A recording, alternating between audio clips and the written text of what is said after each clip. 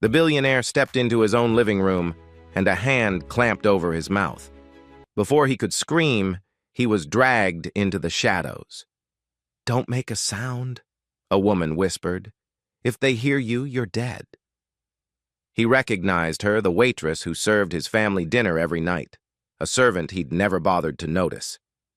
"What's going on here?" Before we continue, let us know in the comments section where in the world you're tuning in from. We love seeing how far our stories reach. And if this story speaks to you, don't forget to like, share, and subscribe. Carlos William had built his empire on instinct. 25 years of reading rooms, reading people, knowing when to strike and when to wait. That instinct had made him one of the wealthiest real estate developers on the East Coast. But standing in the storage closet of his own mansion with a servant's hand pressed against his chest, every instinct he had was screaming at him to move, to fight, to take control. The woman held him back with surprising strength.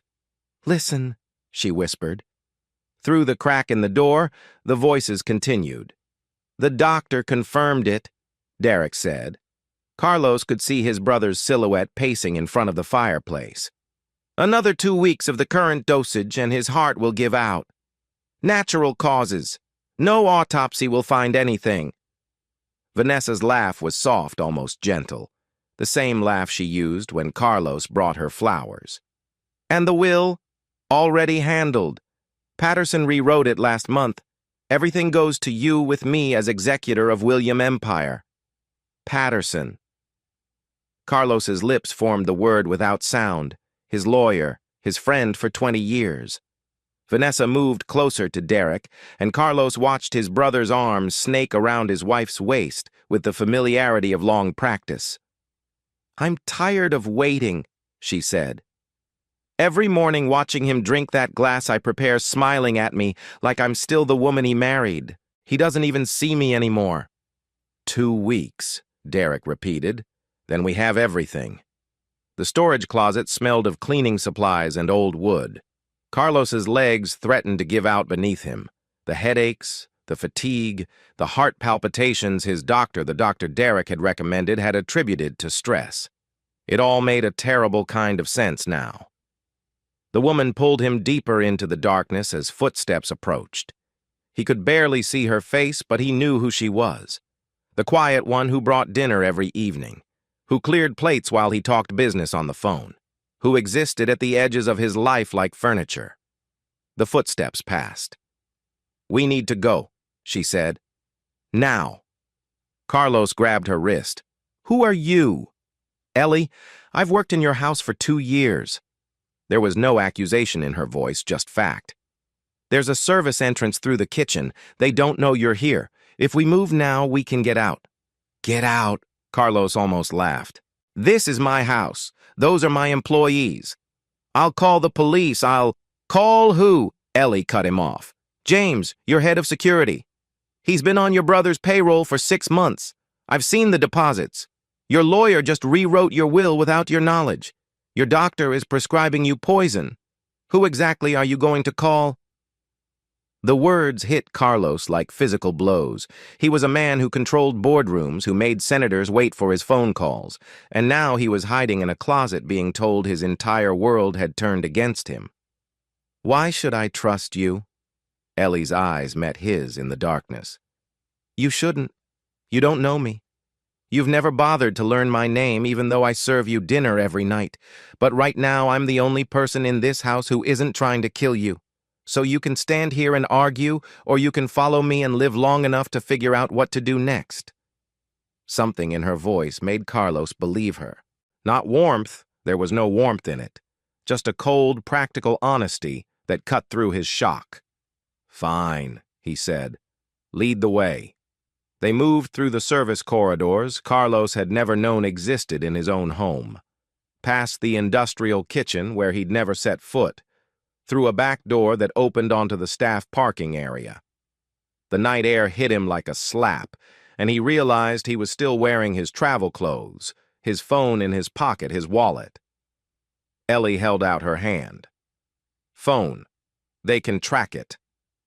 "I need to—" "They can track it," she repeated. And your watch, and any cards with chips. Carlos stared at the Rolex on his wrist. It had cost more than most people made in a year. His phone held 20 years of contacts, deals his entire life. But Ellie was already walking toward a battered Honda Civic that looked older than some of his suits. He dropped the phone and watch into a garbage bin beside the door. The car smelled like air freshener and something sweet, children's snacks maybe. Carlos folded himself into the passenger seat, his knees pressed against the dashboard. When was the last time he'd been in a car this small? When was the last time he'd been in any car he wasn't being driven in? Ellie drove without speaking, navigating through neighborhoods Carlos had only ever seen from highway overpasses. The houses grew smaller. The streetlights grew sparser. By the time she pulled into a cracked parking lot beside a 3-story apartment building, Carlos felt like he'd traveled to another country. Where are we? My home. Ellie killed the engine. It's not much, but they won't look for you here. The apartment was on the 2nd floor. 2 bedrooms, Carlos guessed, though. From the living room, he could only see one door. The furniture was worn but clean. Children's drawings covered the refrigerator. A small girl was asleep on the couch, a cartoon still playing on mute on an old television. Ellie gently lifted the child and carried her to the bedroom. When she returned, she found Carlos standing exactly where she'd left him, looking around as if he'd landed on Mars. "Sit down," she said. "You look like you're about to fall over." He sat on a plastic chair at a small kitchen table. His hands were shaking. When had his hands started shaking? The fatigue, he said slowly. The headaches. Started about 3 weeks ago. Ellie nodded.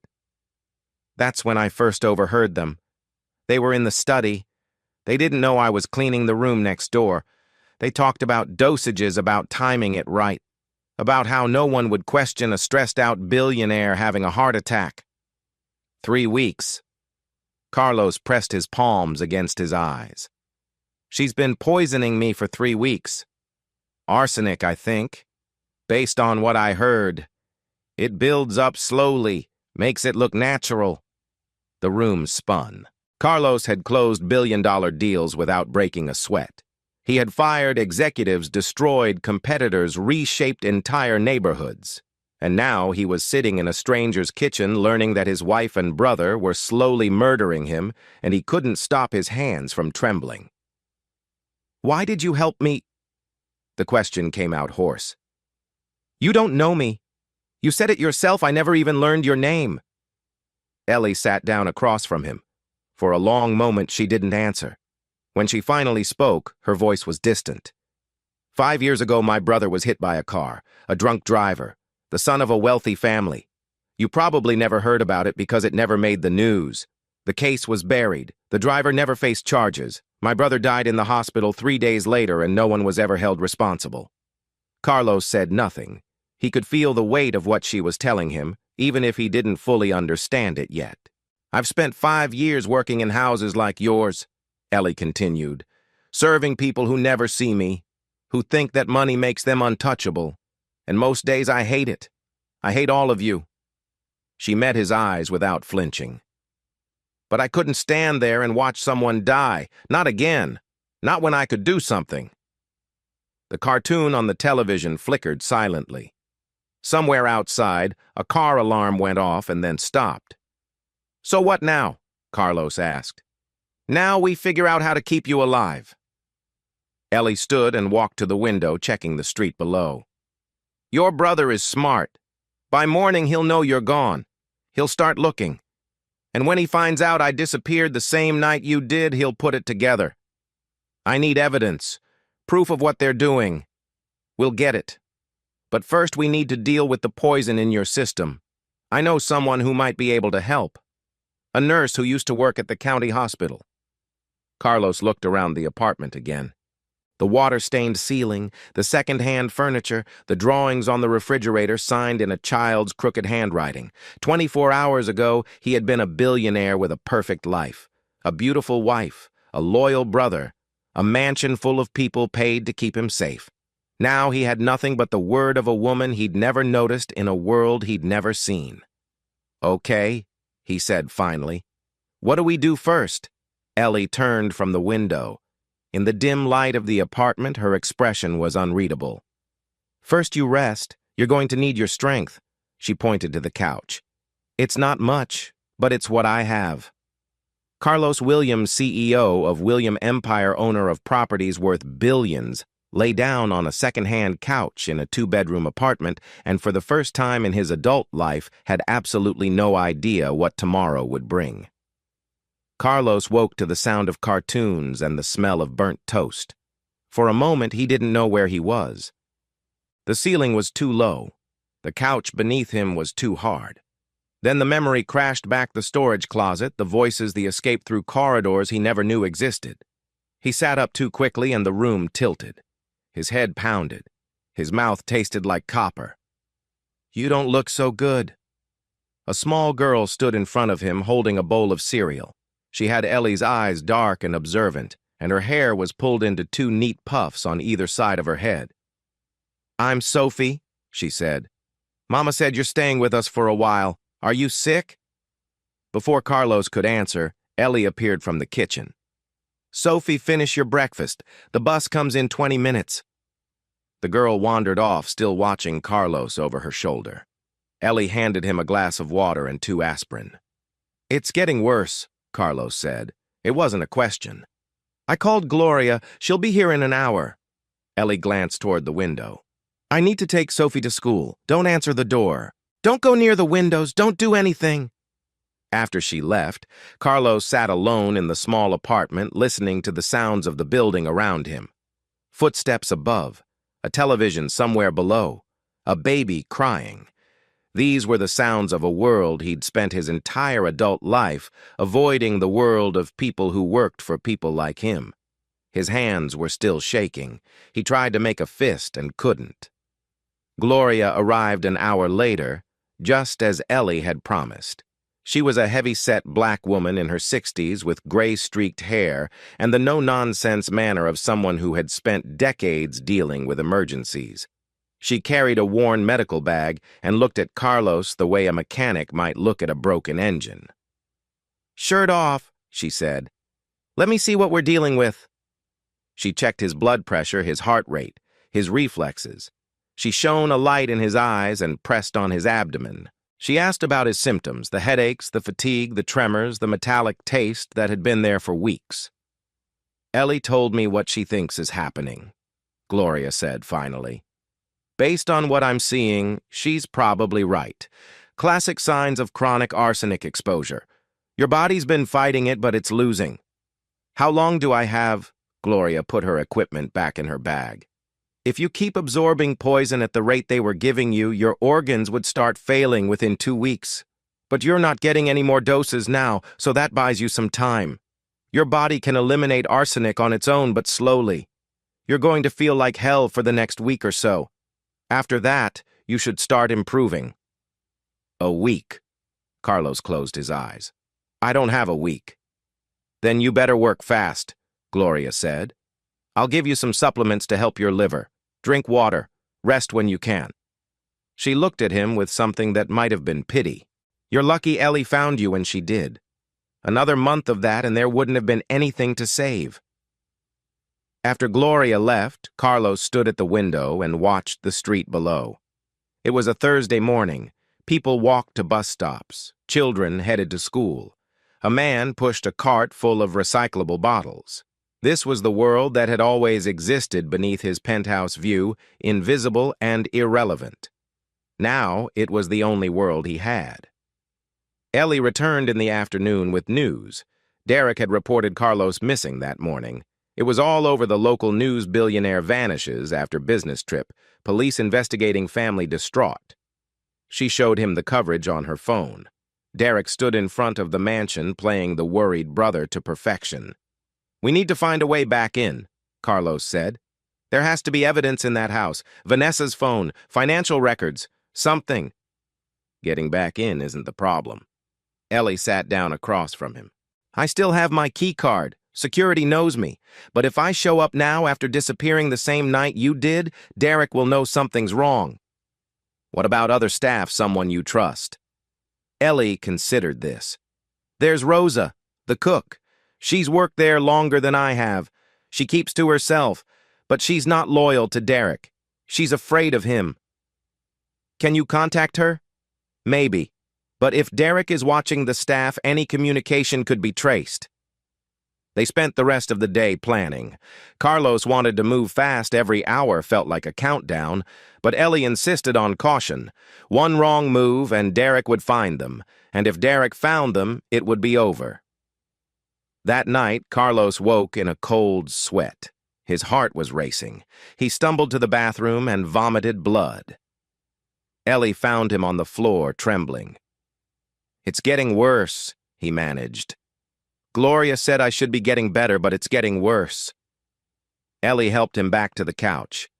She didn't offer empty comfort or false hope. "We need to move faster," she said simply. "I'll reach out to Rosa tomorrow." By day 3, Carlos could barely stand. His skin had taken on a yellowish tint. Gloria came again, her face grim.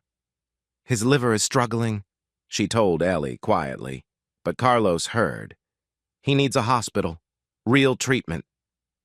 "If I go to a hospital, Derek will know within the hour," Carlos said from the couch, "and I'll die there instead of here." Gloria shook her head, but didn't argue. She'd spent her career working in a system that failed people. She understood the choice he was making.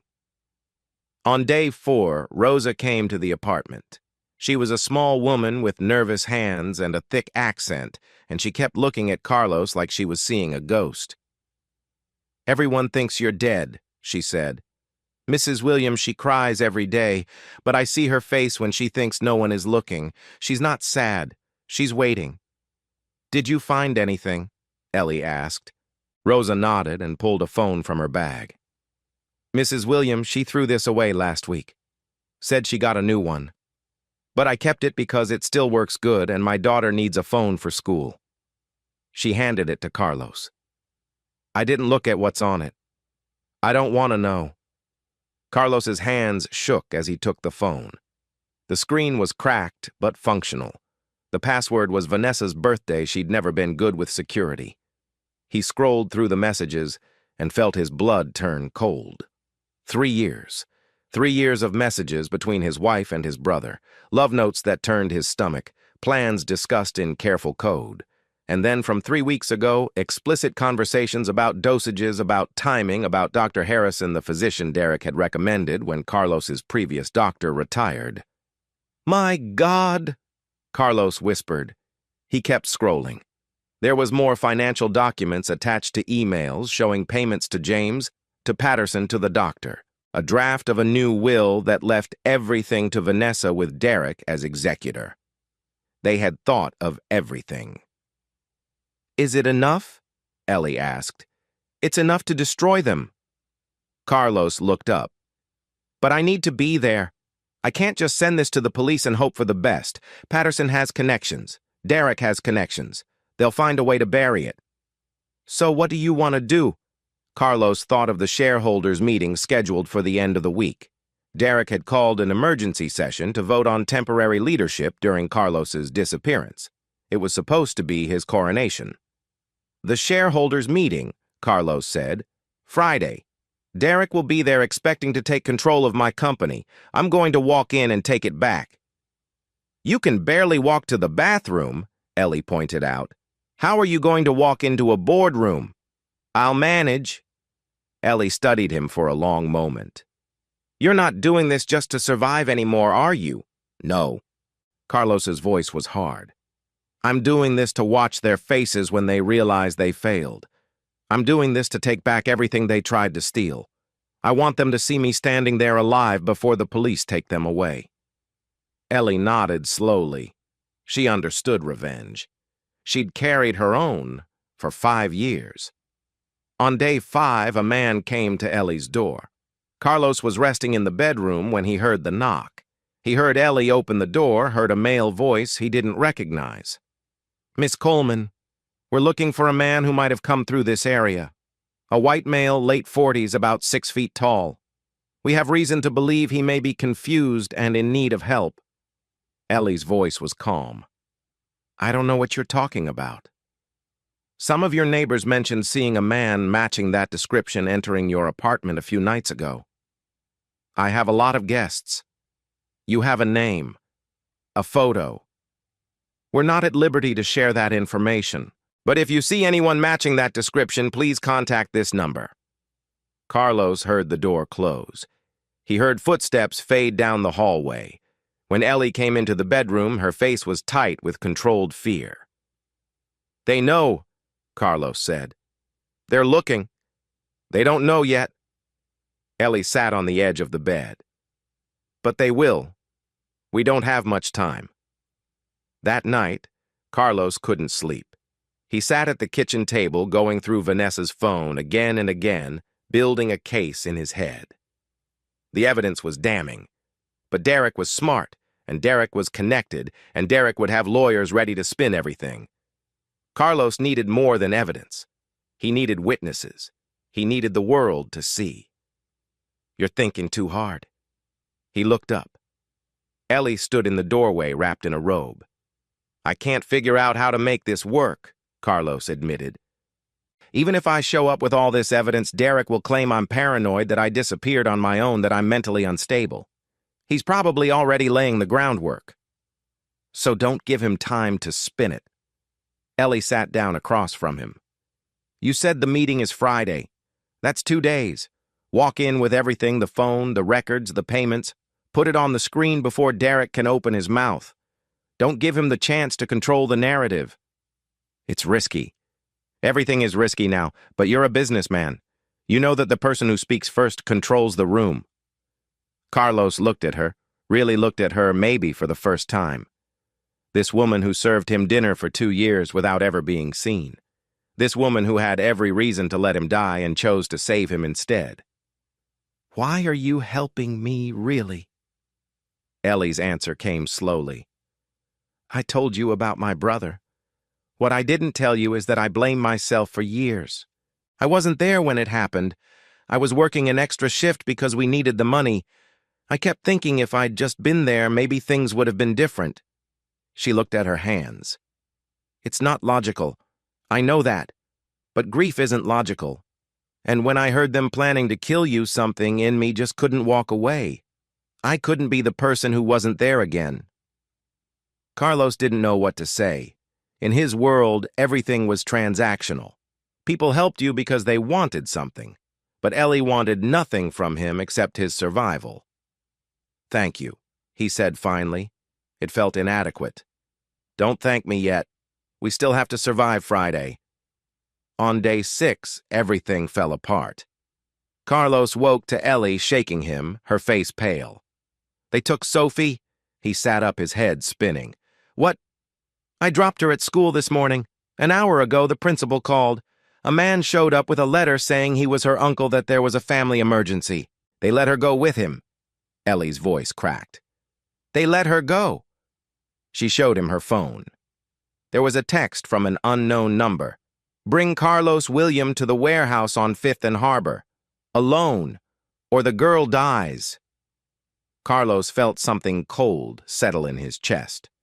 This was Derek's move. Derek had found them, and now he was using the only leverage he had. I'll go, Carlos said. No. Ellie was already grabbing her coat. This is my daughter. I'll handle it. If you go alone, you're both dead.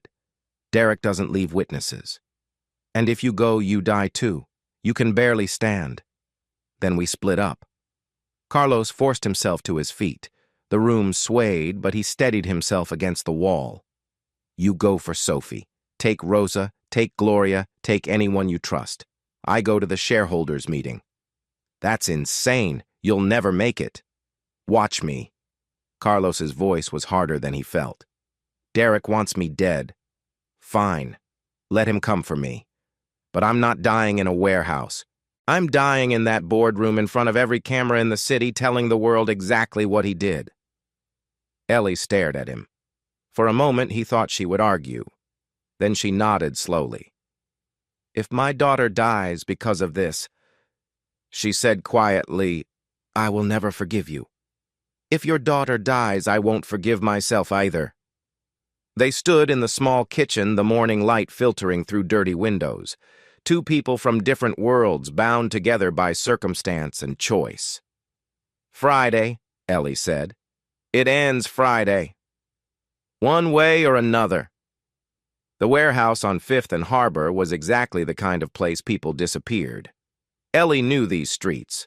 She'd grown up 10 blocks from here back when the neighborhood still had working families instead of empty buildings and forgotten promises. Gloria drove. Rosa sat in the back, clutching a kitchen knife she'd hidden in her purse. Two of Gloria's nephews followed in a second car, young men who asked no questions when their aunt called in a favor. You sure about this? Gloria asked as they pulled up a block away from the warehouse. Ellie's hands were steady, but her heart was not. My daughter is in there. They moved through the loading dock entrance. The building was cavernous and dark, filled with rusted machinery and the smell of old oil. Ellie heard Sophie before she saw her, a small whimper from somewhere in the back. Derek's man was alone. He hadn't expected anyone to actually come, and he certainly hadn't expected 5 people. When Gloria's nephews emerged from the shadows, he reached for his phone.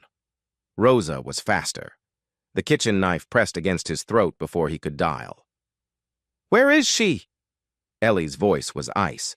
He pointed toward a small office in the corner. Ellie found Sophie huddled under a desk, her face streaked with tears, but unharmed. The moment she saw her mother, she launched herself into Ellie's arms. Mama, the man said you weren't coming. He said, I'm here, baby, I'm here. They left the man zip-tied to a support beam. Gloria's nephews would call the police once they were clear. By then, it wouldn't matter. By then, everything would be over. Across the city, Carlos William walked into the William Empire headquarters for what might be the last time. The lobby was crowded with shareholders, and reporters' word had spread that Derek was making a major announcement about the company's future. Security guards flanked the elevator banks. Carlos recognized James among them, the man who had betrayed him for a paycheck. Carlos walked straight toward him. Mr. William... James's face went white. We thought you were dead. Carlos kept walking. Not yet. The boardroom was on the 40th floor. By the time Carlos reached the elevator, whispers were spreading through the lobby like fire. Someone called his name. A camera flash went off. James was speaking urgently into his radio, but Carlos was already rising toward the sky. The elevator doors opened onto chaos. The boardroom was packed, shareholders, executives, legal counsel members of the press, invited to witness Derek's ascension. And at the front of the room, standing behind a podium bearing the William Empire logo, was Derek himself. He was mid-sentence when he saw Carlos. The words died in his throat. Hello, brother. Carlos walked down the center aisle. He could feel every eye in the room on him. His legs trembled with each step, but he refused to fall. Not here, not now. Vanessa sat in the front row. She made a small sound when she saw him, something between a gasp and a sob. Her performance was perfect as always. Carlos... Derek recovered quickly, his face rearranging itself into relief. Thank God. We've been so worried. Where have you been? The police, the search parties. I've been dying. Carlos reached the front of the room and turned to face the crowd. Slowly over the past month, I've been dying, and my brother and my wife have been making sure of it. The room erupted. Shareholders shouted questions. Reporters surged forward. Derek raised his hands for calm, his smile fixed in place. Carlos, clearly you've been through something traumatic. Whatever you think happened. I don't think I know. Carlos pulled out Vanessa's old phone and connected it to the room's display system. The screens that usually showed stock prices and quarterly reports now displayed text messages. 3 years of messages between my wife and my brother. Love letters, plans, and detailed discussions about how much arsenic to put in my morning drink. The first message appeared on screen, then the next. Then the financial records payments to James, to Patterson, to Dr. Harrison. The draft of the will that left everything to Vanessa. Derek lunged for the display controls, but two shareholders blocked his path. The evidence kept scrolling. Names, dates, dollar amounts, every piece of the conspiracy laid bare. "This is fabricated," Derek shouted over the noise. "He's clearly unstable. Someone get security." "Your security!" Carlos's voice cut through the chaos. "James, who you've been paying $15,000 a month for the past 6 months. Patterson, who you paid to rewrite my will while I was too sick to notice. Dr. Harrison, who prescribed the poison that's still working its way through my liver." The doors at the back of the room opened. Police officers flooded in. Gloria had made the call before they split up, giving them the evidence and the timeline. Detective Morrison, a woman Carlos had never met, but who had been building this case since dawn, walked straight to Derek. "Derek William, you're under arrest for attempted murder, conspiracy to commit murder, and fraud. You have the right to remain silent." Derek's composure finally shattered. He tried to run, but there was nowhere to go. Officers surrounded him. Vanessa was already being led away, her mascara running, her performance abandoned. "I loved you." Derek spat at Carlos as the handcuffs clicked. "I worked beside you for 20 years. I made you what you are, and you never once saw me. You never once gave me credit for anything." Carlos looked at his brother, really looked at him maybe for the first time in decades. "So you decided to kill me?" "I decided to take what I deserved." The officers led him away. The boardroom dissolved into chaos. Carlos stood at the center of it all, watching his empire crack open around him. Then his legs finally gave out. He woke in a hospital room attached to machines that beeped and hummed. Sunlight streamed through the window. A familiar figure sat in the chair beside his bed. "You survived," Ellie said. "Barely." Carlos's voice was hoarse. "Sophie." "She's fine. Gloria's watching her." Ellie stood and moved to the window. "The news has been running your story for 2 days straight. Derek and Vanessa are in custody. Patterson's been disbarred. Dr. Harrison lost his license and is facing criminal charges. James is cooperating with prosecutors in exchange for a lighter sentence." 2 days. Carlos had lost 2 days. But he was alive. The board appointed an interim CEO, some woman named Catherine Wells. She seems competent. Carlos nodded slowly. He should have cared more about the company, about the empire he'd spent his life building. But lying in this hospital bed, he found it hard to summon the old ambition. A week later, Ellie brought Sophie to visit. The little girl was shy at first, hiding behind her mother. Then she pulled a folded piece of paper from her pocket. "I made you something," she said, handing it to Carlos. It was a crayon drawing. A stick figure man with yellow skin. Carlos in his worst days, standing next to a smaller figure with 2 puffs of hair. Above them, in wobbly letters, Sophie had written, "Get well soon, Mr. Carlos." Carlos's throat tightened. He couldn't remember the last time someone had made him something by hand. "Thank you, Sophie. This is the best gift I've ever received." 3 months later, Carlos William was unrecognizable. He had sold the mansion. The lawyers handled the divorce. He walked away from the CEO position, permanently letting the board choose a successor.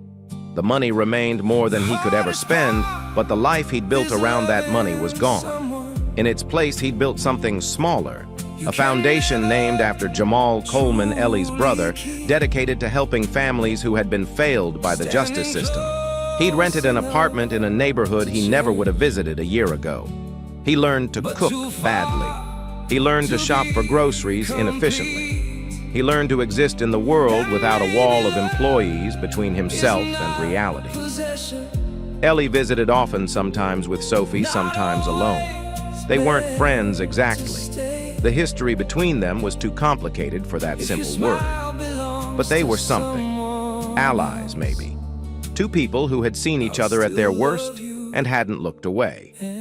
On a Sunday afternoon, Carlos stood in his small kitchen trying to make pasta without burning it.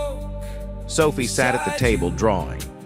Ellie watched from the doorway with an expression he couldn't quite read. "You know what I still don't understand," Carlos said, stirring the sauce.